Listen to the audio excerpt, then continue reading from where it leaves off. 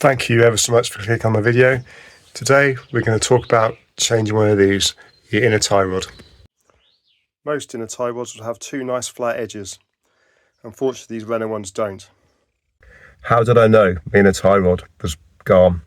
It got picked up on the MOT as an advisory, but what happened as I've been driving down the motorway, the car be wanting to pull left, which is pretty scary. But also when I drove enthusiastically, the car became a ditch finder.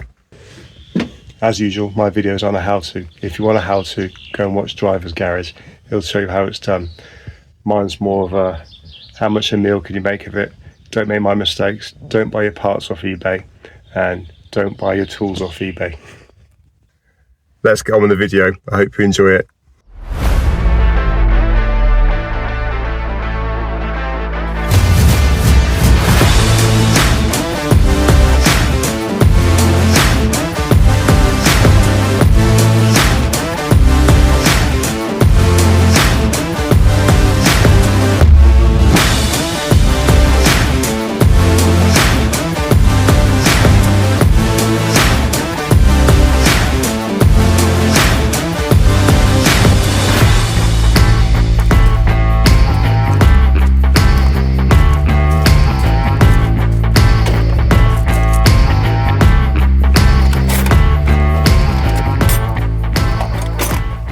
I bought some new tools to do this job, and that's the bush I'm going to be replacing. Here's the jacking point, but obviously you've got to find somewhere to put the axle stands. I was struggling. I decided to put it here. Tell me if I could go for a better place, I'd be very interested to know. Right, I've got the wheel off. I'm going to start by removing the ABS bracket here, which is a 10mm.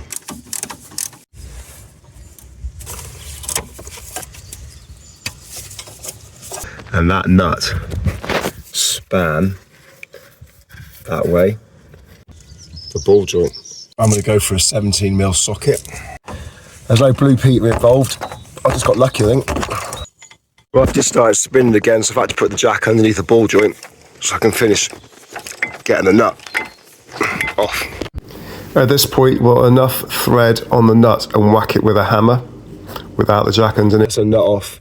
There's the second ABS bracket off. Now I can spin this off, counting the number of turns. So these you get off with a screwdriver, you just put it in there. Apparently they're one-time use. There's a special tool to crimp this bit when you put them back on. I haven't got it, I'm just going to use zip ties. It's not easy getting this boot off. There we go, give it a pull.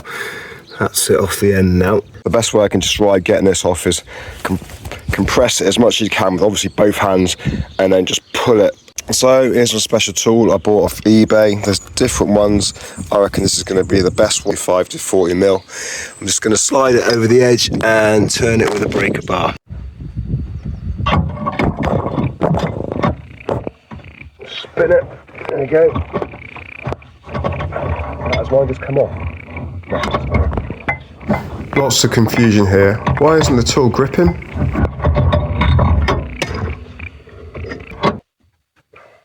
I wish I'd been more persistent here and whacked it a lot harder. Would have saved me a lot of time.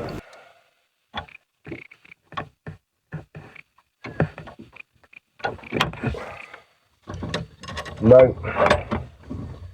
Okay. I think I've come to the end of my job. I can't get this cheap tool off eBay to lock on the tool. It's like whatever that's supposed to do in there, it ain't doing. So it's one of them jobs. Okay, I wrapped on a special tool and went for the pipe wrench. So there you go. There's your bush. I haven't got a clue how to change it. I took the other tie rod off the other side. Made absolutely no difference to access. All I can see myself doing is breaking it. Ah, it's one of them jobs, isn't it? Took it out of the bag and it snapped anyway. Brilliant. Cheers, eBay. So here's my new tool. If you can see that. I'm not learning from my mistakes, am I? Another tool from eBay. They don't grip it either. This is the old tie rod. Nothing wrong with it. What I think's happened Well, let's just explain how this works a little bit.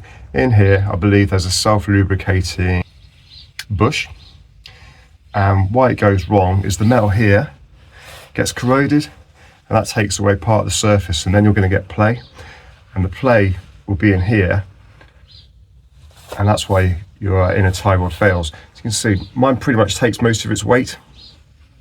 Yeah, if it's really bad, it would just flop down really quickly. What I think's happened is when people are putting this in with a tool, they ain't pumping it in tight enough. It's supposed to be, I believe, 80 Newton meters. I hung off mine to as FT. And the reason I think it can back off is that size there's clamped for your tracking, goes into your ball joints, but this bit here can still spin. So for the thousands and thousands of miles you do, like I've had, this would be my third inner tie within a year, it's slowly, because it's been loose, been backing off, because it can.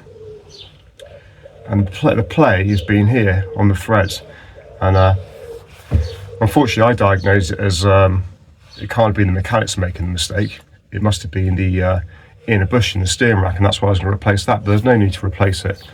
I replaced this bit with a genuine part and tightened it up, like I said, really tight. And yeah, got the tracking done, and it's back to the good old days. So the outro, the most important bit, how did I make my tool work? I got the old tie rod, put it in here, and it wasn't gripping, so what I did was I smacked the end on here, and that made it tighten. So then I knew the tool could work. So what I did, put it over the new tie rod, smacked it on the end as hard as I could with a hammer, and that tightened it. And that saved the day. Thanks for watching.